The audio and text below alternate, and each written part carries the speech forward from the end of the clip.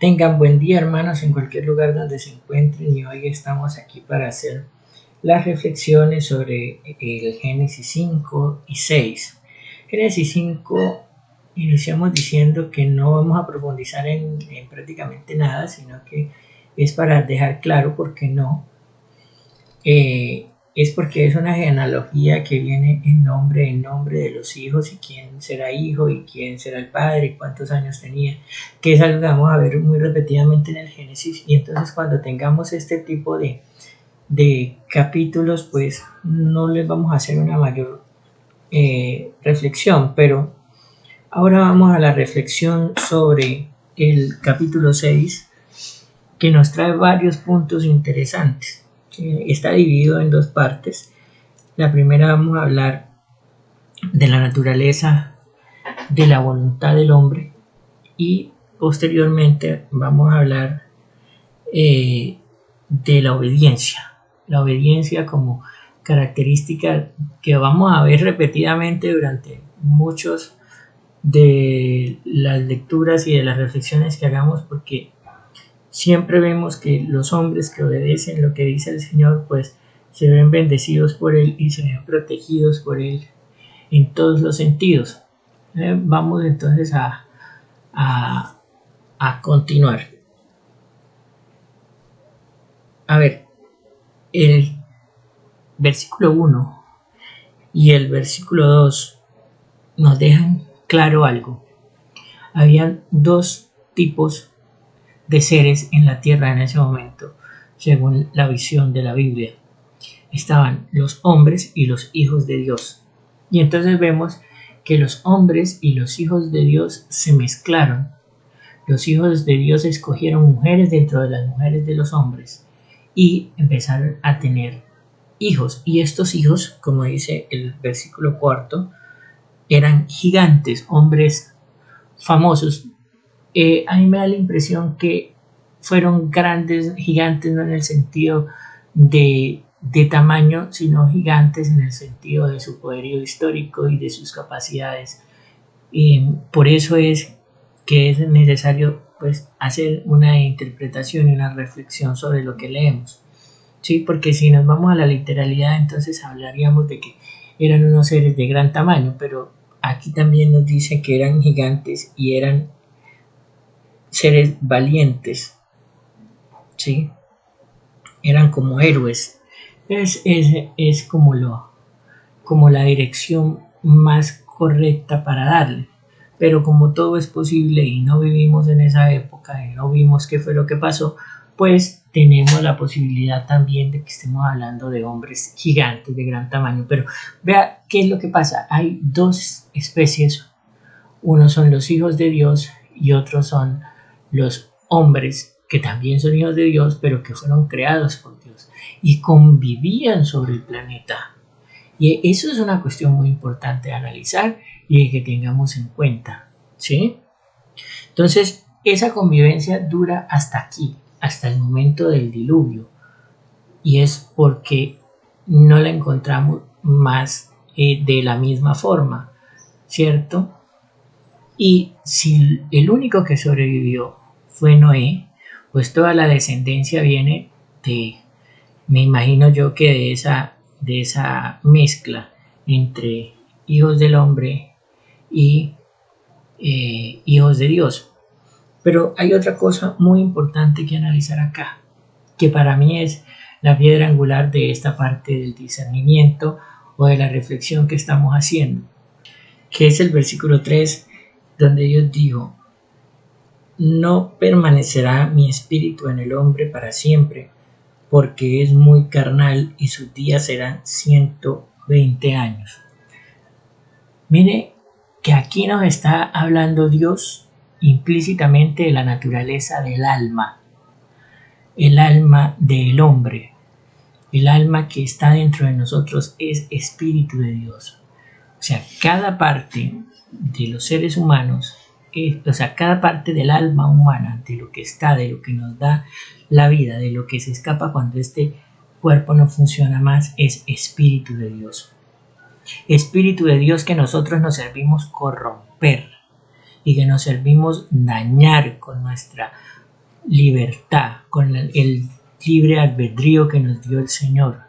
Nosotros tenemos un derecho maravilloso, un derecho fundamental maravilloso que nos dio Dios, que se llama el libre albedrío.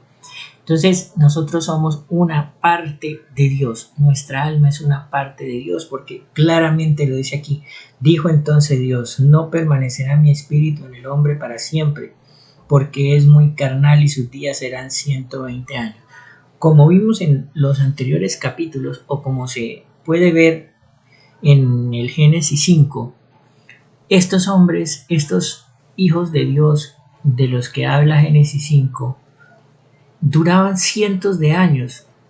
Hablamos de que duraron 900, otros duraron 600, otros duraron 500 años. Mire que después de este momento, cuando Dios se da cuenta que el hombre es malo, hace cosas malas, como lo dice en el versículo 5, dice: viendo pues Dios ser mucha la maldad de los hombres en la tierra, y que todos los pensamientos de su corazón se dirigían al mal continuamente. Es la maldad de los hombres la que genera el diluvio, esa maldad que está en los hombres, y es la que hace que dejen de vivir tantos años y Dios reduzca sus existencias de manera que vivan menos, porque son muy malos.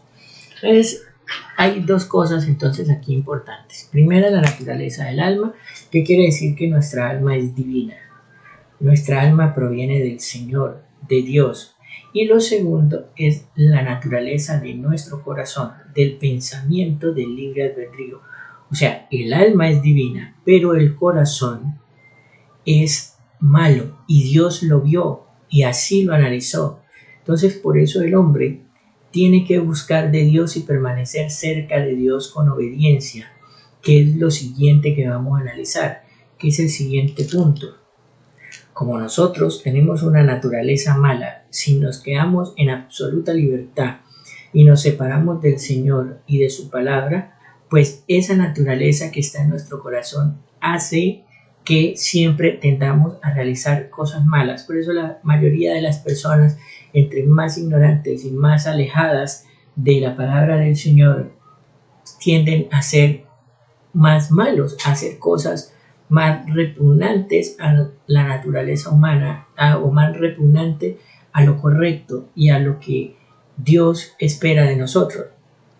Es por eso que tenemos que buscar al Señor. Y el siguiente paso es la obediencia. Nosotros encontramos aquí en la siguiente parte del Génesis, a partir del versículo 8, que lo que motiva al Señor es la bondad y la obediencia de Noé. Dice el versículo 12: viendo pues Dios que la tierra estaba corrompida, por cuanto lo estaba la conducta de vida de todos los mortales sobre la tierra. Eso quiere decir que habían inmortales también. Dijo a Noé, y le da una serie de instrucciones. Por eso es la obediencia lo que lleva a Noé a salvarse del diluvio, porque Dios pudo haberle dado esas instrucciones y Noé no haberlo escuchado y haber sido desobediente, pero Noé obedeció paso a paso lo que le dijo el Señor. Noé construyó el arca, Noé le puso cada parte al arca que Dios le había puesto, que hiciera y que pusiera, porque el Señor conoce de antemano sus planes y sabe por qué le pide cada cosa a las personas. Cada cosa que el Señor nos pide a nosotros como sus hijos. Entonces viene acá el punto en el cual tenemos que tener presente que debemos obedecer al Señor. ¿Y dónde nos ha hablado el Señor? En la Biblia. El Señor nos ha hablado en la Biblia. Y es aquí donde nos deja el lugar para que nosotros podamos ejercer nuestro libre albedrío con responsabilidad. Entonces, como ya lo dijimos, para concluir, tenemos un espíritu que es parte del Señor. Mi espíritu no permanecerá en el hombre. Eso quiere decir que eso que nos da vida es parte integral de Dios. Por eso Dios todo lo sabe de nosotros, por eso Dios conoce nuestros sentimientos, por eso Dios puede identificar si somos buenos o somos malos, ¿sí? Si creemos en Él o no creemos en Él, ¿sí? Porque el alma, que es lo que le da energía a este cuerpo para que viva, aparte de las cosas biológicas, la energía vital, el entendimiento, la conciencia, la razón, que es motivada por el alma, es una parte importante porque es Dios vivo dentro de nosotros. Entonces nosotros corrompemos a Dios y ofendemos a Dios con nuestra maldad, pero somos hijos de Dios, y más adelante vamos a ver pues que Él decide no volver a destruirnos. Ahora bien, nosotros tenemos, para mantener pura esa alma y hacer que esa parte de Dios subsista, tenemos que dominar nuestros instintos y dominar nuestro corazón y nuestros malos pensamientos, porque los pensamientos de nuestro corazón siempre guían hacia la maldad, por algún motivo, porque es más cómoda, porque es más fácil, porque es más placentera. Entonces nosotros, como hijos de Dios, tenemos que fortalecernos en la obediencia. Ese es el pilar sobre el cual nosotros tenemos que fundamentar nuestra vida, la obediencia a la palabra del Señor. Es hasta aquí que espero que haya quedado claro y que tengamos sensatez y prudencia, y invitarlos a que continuemos. Si queda alguna duda o algún comentario por hacer, lo hagan, cerrando aquí el ciclo entre los dos elementos que encontramos para reflexionar en las lecturas de hoy. Muchas gracias, Dios los bendiga en nombre de nuestro Señor Jesucristo, quien vive y reina por los siglos de los siglos. Amén.